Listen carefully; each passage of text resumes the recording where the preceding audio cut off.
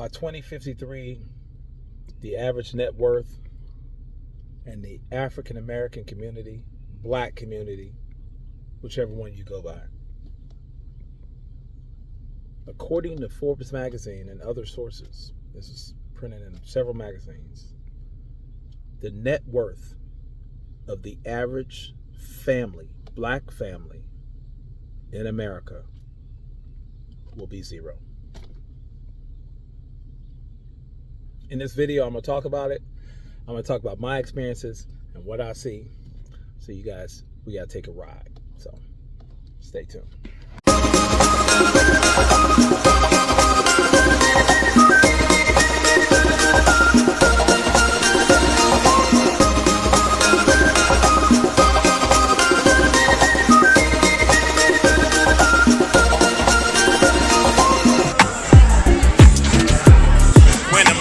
District. This is in South Africa.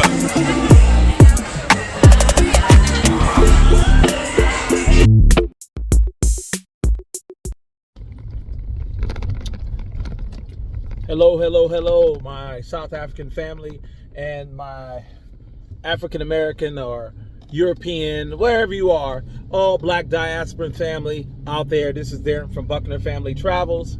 And on this channel, we talk about how we're going to take our move. It's going to be my family with my son, my wife, our dog Tank, and we're going to be heading to South Africa.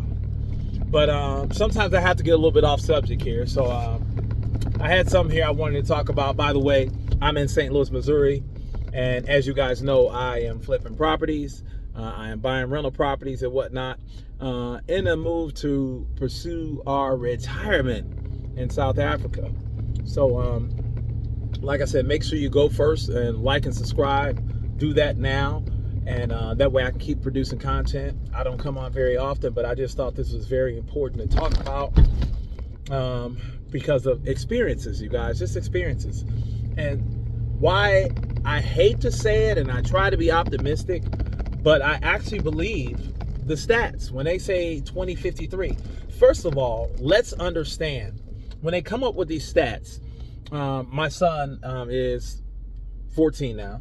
Malcolm is 14, and we talk about math, and we go over his math with him and whatnot, and we talk about stats, and then we talk about algorithms and whatnot, and how numbers are ran and how do they adjust numbers.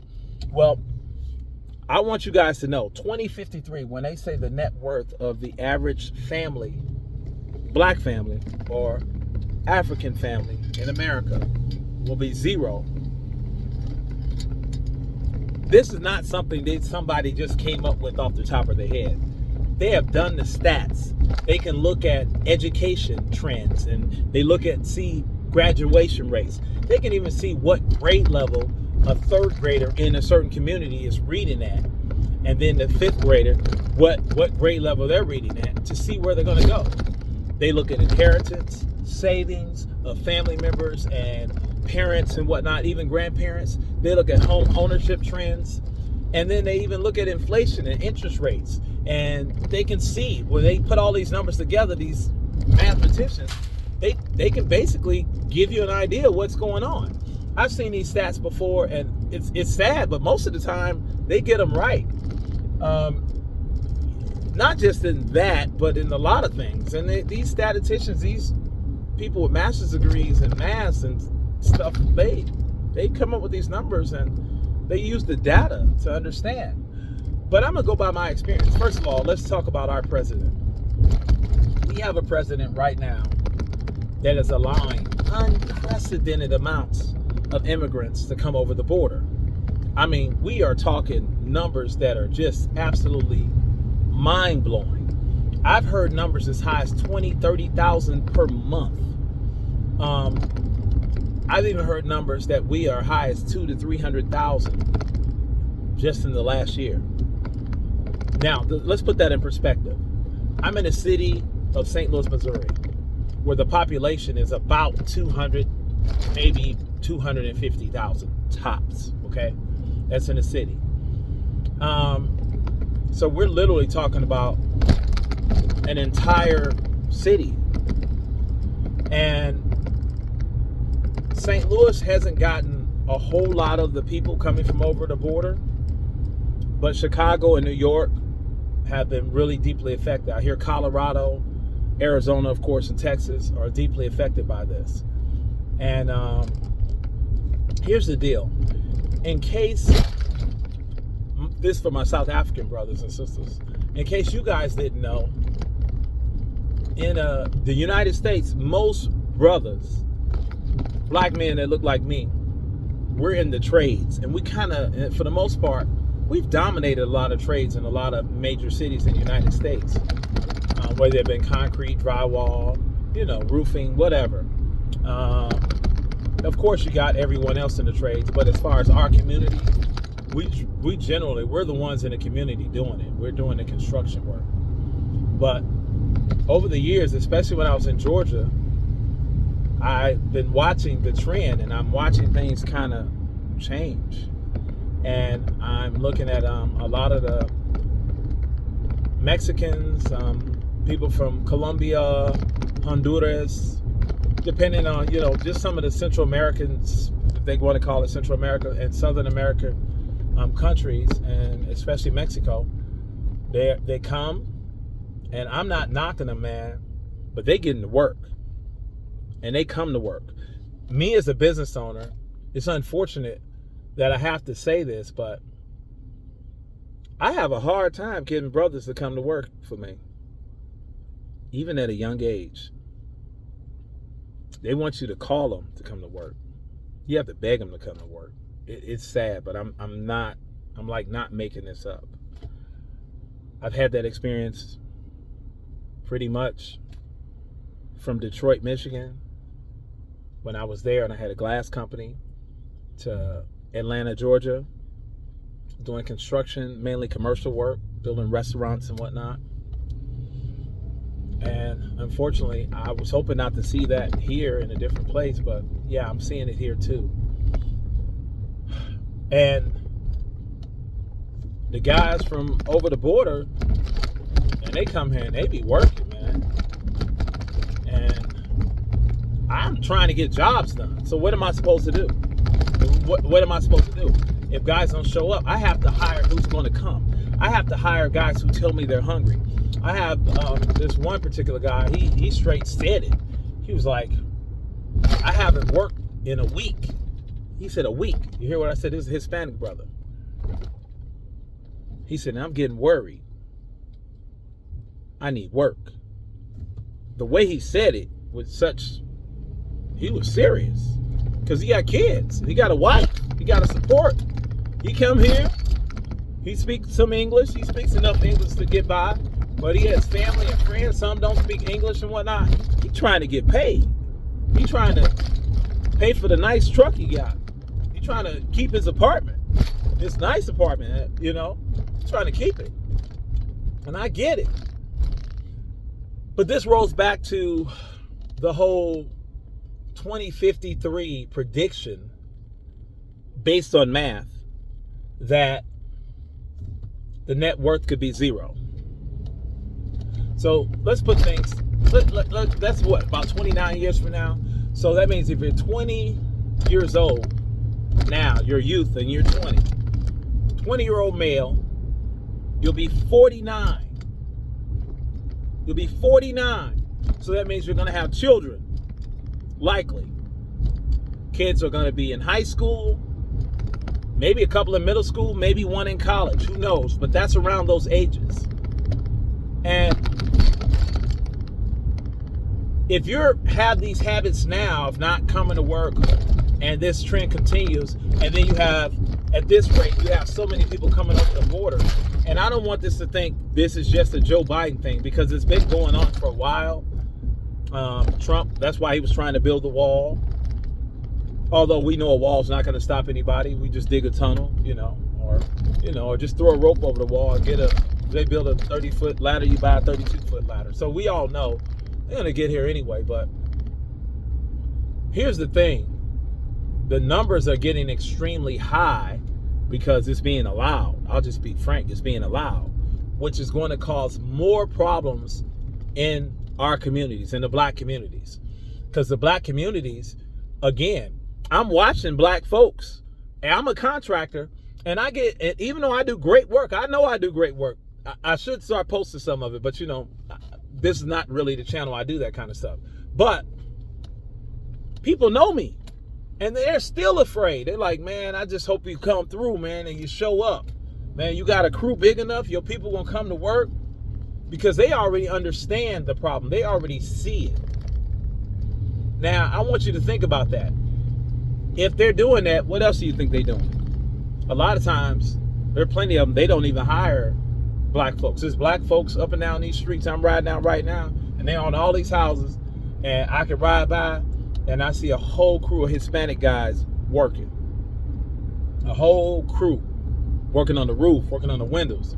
And the brothers are proud to say, they said, man, I hired them. They work hard, and their prices are good. Yeah, their prices are okay, but I don't get into that argument, because price is price, and some people are higher, some people are lower. It has nothing to do with if you're Hispanic or black or white or whatever. You pay what you can afford. But I'm riding by right now, you guys, and I wish I could show you, but I'm seeing Hispanic crew on the roof right now, and I'm in the heart of a black neighborhood. But anyway, I get it, because while I don't say anything, because of course I'm trying to empower my own community, I can't, because otherwise I won't have food for my family. I won't be able to pay for our coming to South Africa or buying my property so I can keep on going. I won't be able to pay for it, because if a guy doesn't show up to work, I lose money. So what do? Go down in the comments below, like this video, comment, let me know what you think, and let me know what you think I had to do on some of these jobs I'm working on. So,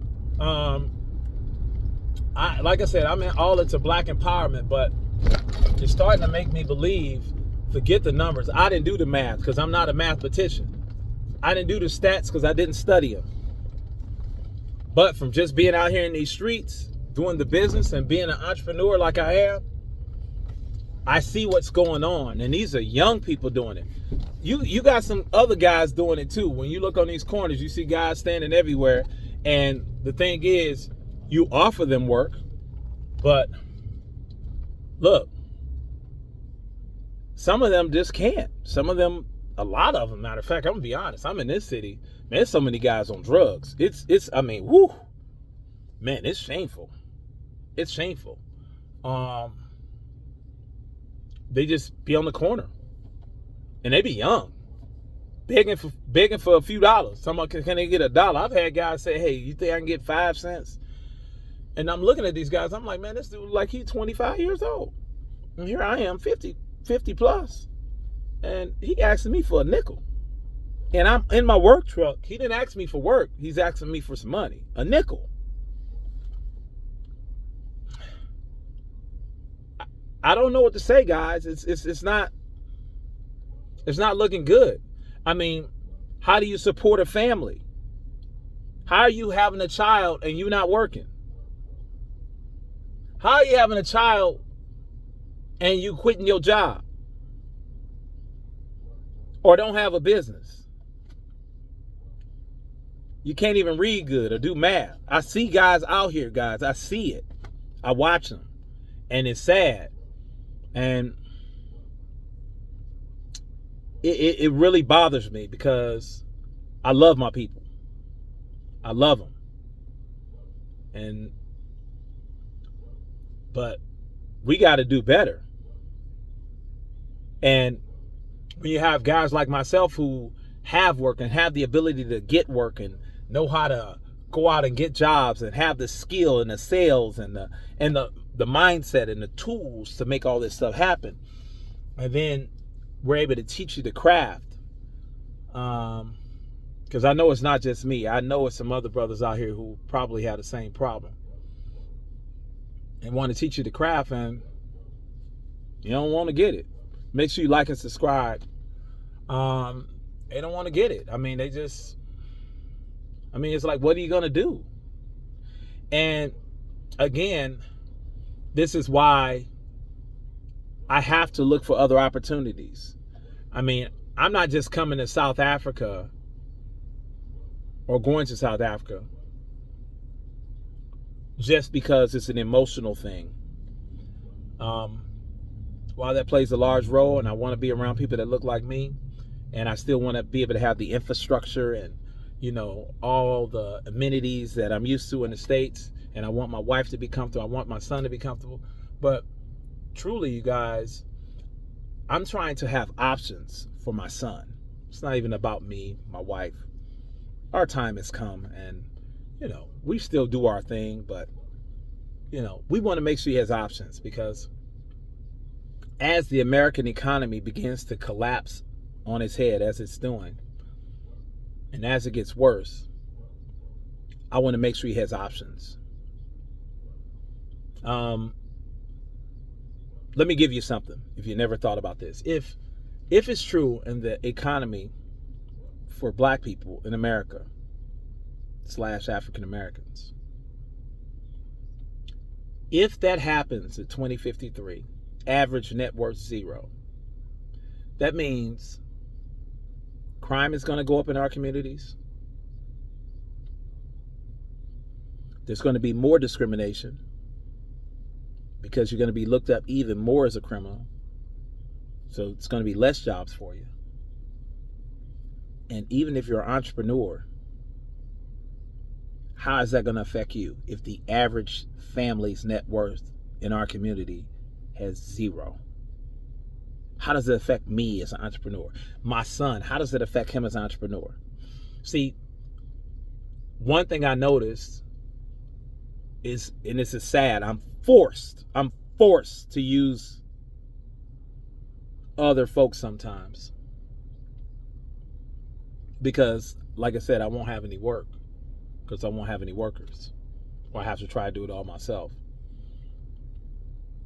One thing I notice is when they have their companies in America, where we're like a permanent underclass, and the African American male is like at the bottom of the totem pole. And I'm not saying literally, but I'm talking about that's how he is viewed.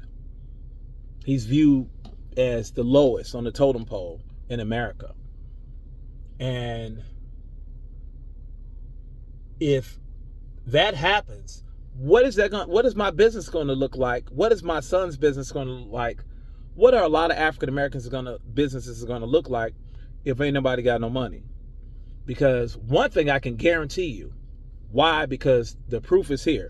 We have tons of people from here, from the Palestinians. I would, that's another story. I don't believe in genocide, but I see South Africa is definitely fighting for the Palestinians, and I admire that, especially due to the history.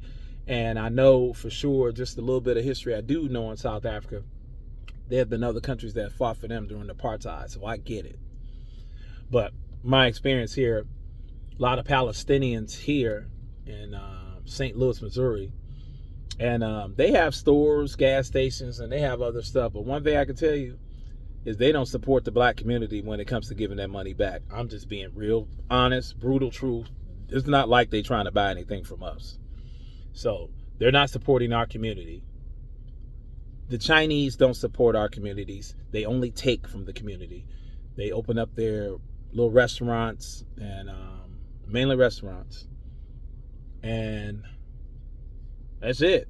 And they won't spend a dime. They won't even make the building look nice. They won't even fix it up so it looks nice in the community.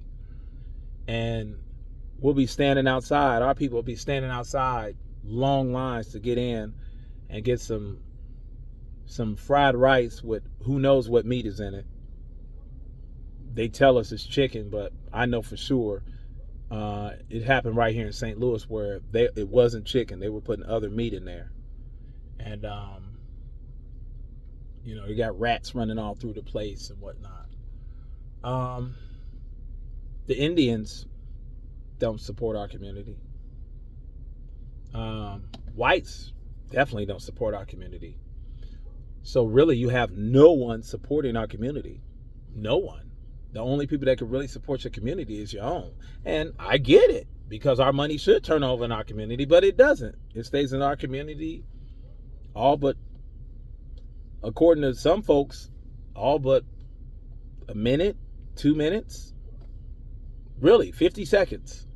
Because the moment we get our check, we walk into the check cashing place, and we don't own that. Then when we get our check, we go next door and buy some liquor and some potato chips, some cookies, a bunch of diabetic friendly stuff. Get you killed, die, slowly. And you spending that with a Palestinian. Then you leave out of there and you jump in the Uber and you spending that money with who was ever driving. It might be a brother driving the Uber. You might get lucky with that. But we know the money gives the Uber. Basically, we haven't spent anything in our neighborhoods yet. I can just keep going. But anyway, story for other days. How's it going to look to be an entrepreneur and your community has a net worth of zero for their family? Not individual, family. The family, the average net worth of the African American family will be zero.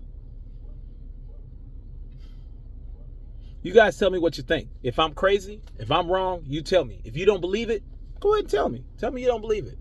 And then tell me why.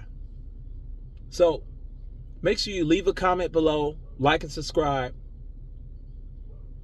Me and my family are focused, man. We got to get up out of here before things get really bad. I got to make sure my son has an opportunity to get to South Africa, travel the continent, and see that there are options. There's a whole nother world. And I want to be on the winning team. And to be honest with you, it looks like, while we may have problems, there's going to always be bumps in the road when you go into the top. But Africa is it. That's the new ground. That's where you go. That's it. They got some of the fastest growing economies in the world. That's where you go. You go there, you start a business. Hopefully your kids will marry somebody right from there. They can stay, they can go back and forth. Keep using their U.S. passport, make their U.S. money until it crashes. But at least you got someplace to go. Again, guys, Darren with Buckner Family Travels. Let me know what you think about this video. Like and subscribe. Please don't forget to press that like button. I'll be back with you guys with some more content about this, and I'll give you guys some later updates about what's going to be going on so we can get to South Africa. Peace.